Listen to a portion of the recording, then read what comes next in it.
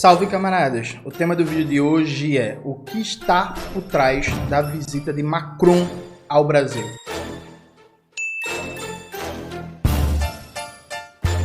Antes de começar propriamente o tema do vídeo do canal, quero muito agradecer a você que ajuda a manter e melhorar nosso canal a partir do Apoia-se. Seu apoio é fundamental para a gente continuar o nosso trabalho. Nota, Emmanuel Macron, presidente da França, veio ao Brasil. E aí, durante a visita de Macron, né, teve aquelas fotos ali do bromance entre ele e Lula. E aí, gente, porra, o Brasil tá muito fodido. Meu irmão, eu fico muito triste com isso. De um lado, você tinha bolsonaristas mentindo, atacando com debate rebaixado, o esgoto da humanidade, né, gente? Puta que pariu, assim. Do outro lado, você tinha um debate exaltado, abestalhado de lulistas, falando que o Brasil voltou, o Brasil, meu Deus, o Brasil agora é respeitado e não sei o que. Parece que o presidente da França meio que babar o Brasil é sinal que o Brasil tá bem, né? O que é muito engraçado porque, assim, o critério de validação do Brasil é um critério de aprovação colonial, né? Então, assim, se a França, o presidente francês trata bem o presidente brasileiro, faz salamaleques para o Brasil, isso significa que o Brasil tá bem. E aí, ninguém debateu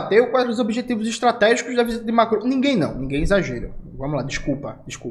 Poucas pessoas debateram quais são os objetivos estratégicos da visita do Macron ao Brasil. E assim, gente, o Brasil precisa o quanto antes criar um campo político que não esteja nessa dinâmica bolsonaristas e lulistas, porque assim, é absurdo. De um lado tem o esgoto da humanidade fascistoide bolsonarista que vive da mentira, e do outro lado tem o campo lulista que só sabe Brasil voltou, Brasil é grande, Brasil maravilhoso, Lula Nobel, meu Deus, Macron ama Lula, França, Brasil, somos unidos, enfim. E aí veja, o Hugo Albuquerque lançou uma matéria muito interessante no Opera Mundi, explicando quais são os objetivos estratégicos do Macron. O professor Leonardo Trevisan também deu uma entrevista muito boa para a CNN debatendo, e aí eu vou sintetizar para vocês as razões da visita do Macron. Primeiro, tem eleições para o Parlamento Europeu, né? O Macron usou essa visita como plataforma de visibilidade, como aparecer, como oferecer boas notícias.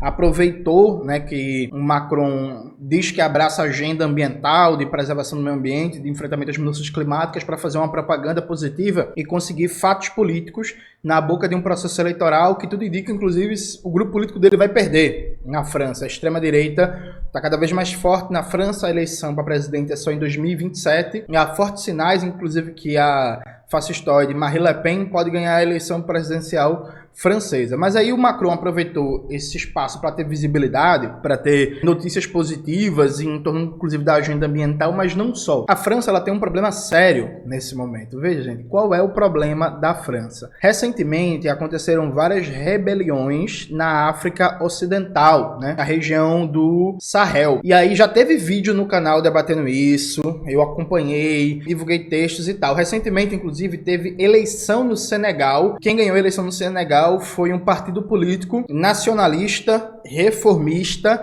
e que tem como central na sua plataforma de governo questionar as relações neocoloniais com a França. Então a França levou outro revés, porque quando acaba formalmente o colonialismo francês em África, a França mantém um dos exemplos mais flagrantes de neocolonialismo, de domínio sobre as riquezas naturais desses países. O grau de domínio da França é que o franco acabou quando a França entrou na zona do euro, mas segue existindo o franco para os países africanos que precisam deixar 50% das suas reservas mantidas pelo Tesouro francês. Então, assim, a França controla a dinâmica monetária de vários países que foram suas colônias no ocidente africano, né?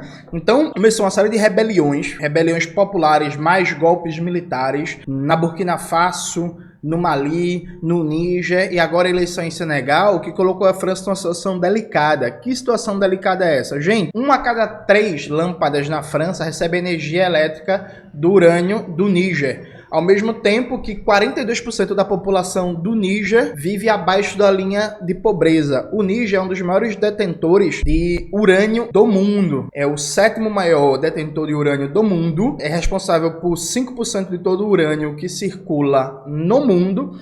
E a exploração do urânio do Níger é basicamente controlada pela França, né? Foi feita uma joint venture, que deveria ser uma união entre o Níger e a França, mas 85% da empresa, a Somaïr, que controla o urânio do Níger, é de propriedade do capital francês. Ou seja, a França controlava o urânio do Níger. A principal fonte de energia da França é a indústria nuclear. Só que aí teve uma rebelião no Níger, teve rebelião no Mali, teve rebelião na Burkina Faso, e aí o novo grupo político do Níger está disposto a acabar com o domínio francês e renegociar a forma de comércio do urânio do Níger com o mundo, né? Inclusive com apoio, buscando apoios e parcerias com a China e com a Rússia. Então a França, ela perdeu a sua fonte segura, barata de energia, que era na prática os países africanos da África Ocidental financiando a prosperidade francesa. Vocês entenderam isso? Então assim, a França tem basicamente uma indústria energética nuclear, o Níger é um dos maiores detentores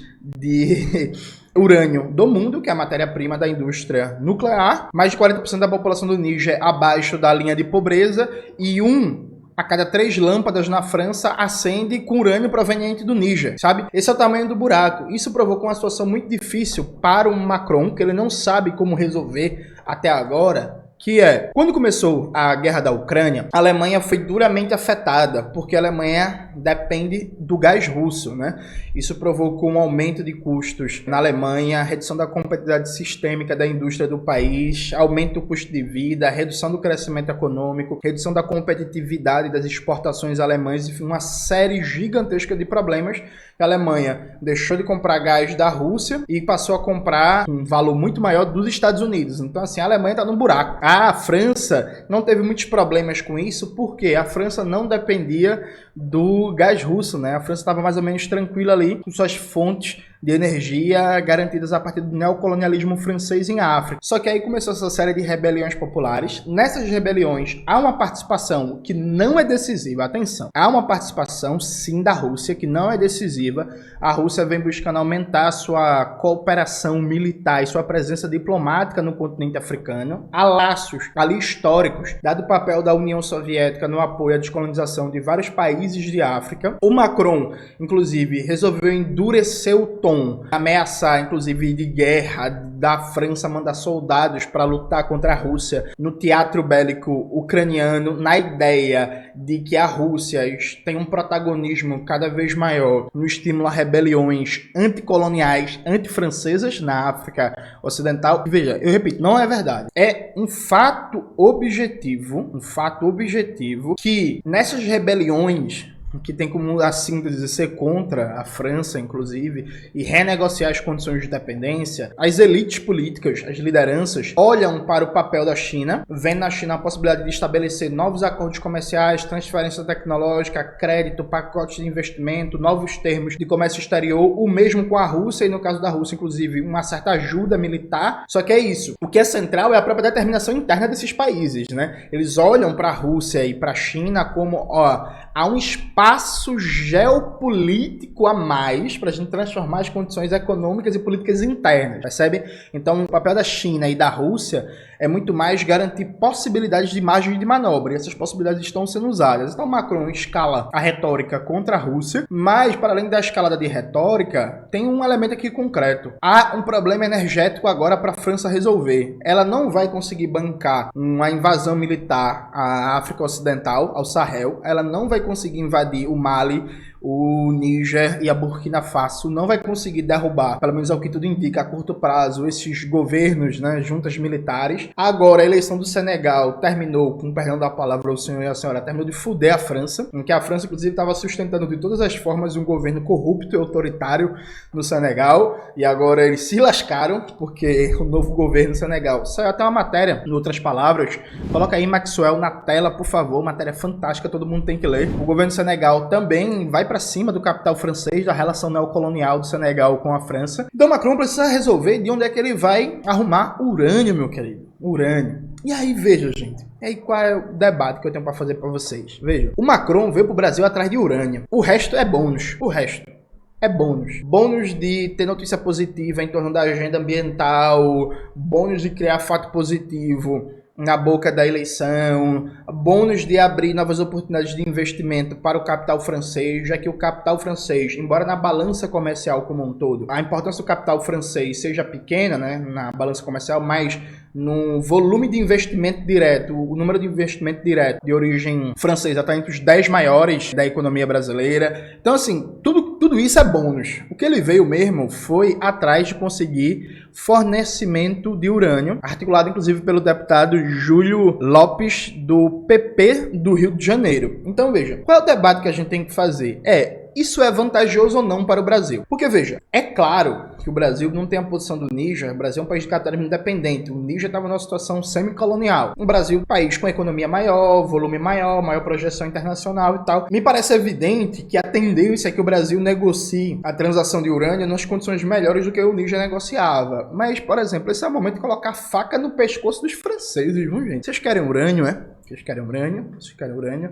A gente quer tecnologia, e não só tecnologia no setor nuclear. Foi firmado um memorando de cooperação entre entidades brasileiras e francesas na área de pesquisa geológica, do setor pesquisa e extração de urânio. Mas assim, para além disso, eu acho que tem uma oportunidade aqui de ouro, que é o Macron está desesperado por urânio. Porque se ele não consegue dar um substituto para as fontes do Níger, e que me parece que está colocado que necessariamente o custo da energia na França vai crescer, porque eu espero, gente, talvez eu esteja sendo otimista demais, eu espero que o Brasil não vai vender urânio nas condições miseráveis do Níger, né? Então necessariamente já está dado um aumento de custos para a França. Acho que tem um elemento também que não pode ser desprezado, que é uma arrogância colonial francesa, que me parece que seria muito mais palatável para a população francesa, para os intelectuais, para os gerentes do sistema político burguês, conseguir um acordo com o Brasil do que aceitar pagar um valor justo e digno pelo urânio do Níger. E o Níger bater na mesa e dizer assim: menino, peraí que a gente vai negociar agora de igual para igual. Eu acho que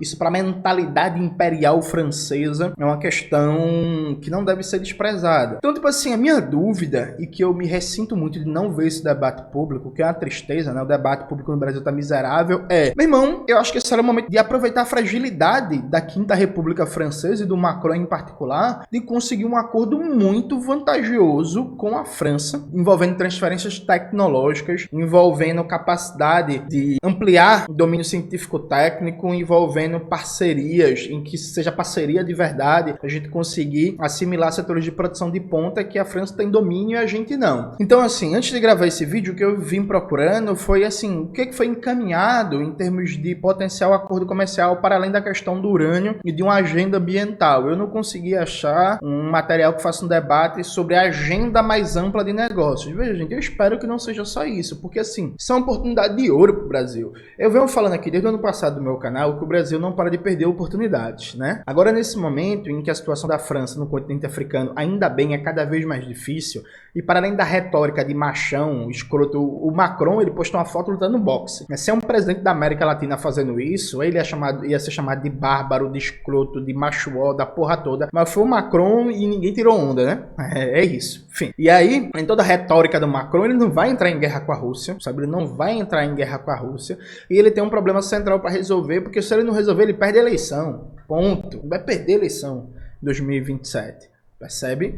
E assim, o acordo Mercosul-União Europeia está patinando, dentre outras coisas, porque há muita resistência da França. A Alemanha defende, mas a França não quer. Há resistências também aqui no Brasil. Quem defende basicamente isso é o agronegócio. E é bizarro que o governo Lula tenha aceitado avançar nesse acordo Mercosul-União Europeia, porque isso foi construído nos termos do Mercosul na época do governo Macri e do governo Bolsonaro. Então o governo Lula decidiu dar continuidade a isso. Mas isso parece que não vai andar, é da resistência da França. Existe uma disputa, e o Hugo Albuquerque chama atenção para isso, né? Existe uma disputa interessante, importante entre a França e a Alemanha pela supremacia na União Europeia. A Alemanha tem um problema agora estratégico de longo prazo em termos de fontes de energia e o custo sistêmico que isso implica em termos de produção e competitividade internacional, e a França não quer entrar no mesmo problema. Então, assim, esse é o momento que a França taca a faca no pescoço. Não existe momento melhor para negociar com o país. Assim, não existe momento melhor. Então, o que a gente sente falta, gente, é, porra, e aí? Do ponto de vista de um debate estratégico, o que é que a gente pode tirar da França nesse momento em termos de parcerias comerciais estratégicas, em termos de transferências tecnológicas, em termos de ciência e tecnologia de ponta, sabe? Porra, gente, não é possível. Ah, o Brasil voltou. Quanto é que a França vai pagar pelo urânio brasileiro, sabe? E aí eu vi, por exemplo, no Diário de Pernambuco, uma notícia comentando sobre a visita do Macron. Tava em debate, por exemplo, acelerar a construção e modernização de Angra 3, que está para ser inaugurado em 2027 e as outras empresas brasileiras do setor, mas assim, é pouco. De verdade, eu acho pouco. Eu acho que nesse momento em que está em risco a supremacia francesa, a disputa pela liderança da União Europeia,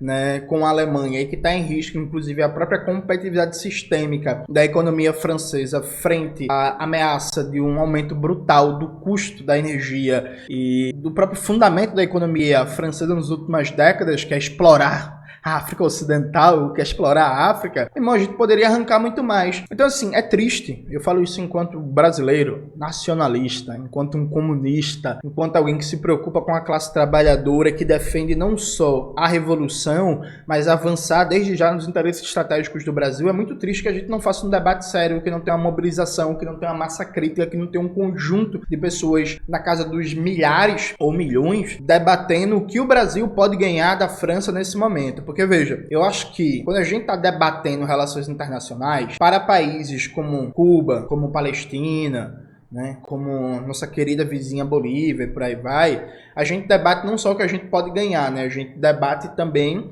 os princípios do internacionalismo, da unidade latino-americana, da autodeterminação dos povos, etc. Para a França, para a Alemanha, para a Inglaterra, para a Espanha, para os Estados Unidos, para o Canadá, o debate é o que a gente pode ganhar do ponto de vista estratégico para fortalecer a soberania nacional brasileira. É isso, meu parceiro. O debate com a França é esse. O que é que o Brasil vai ganhar? Ponto. Assim.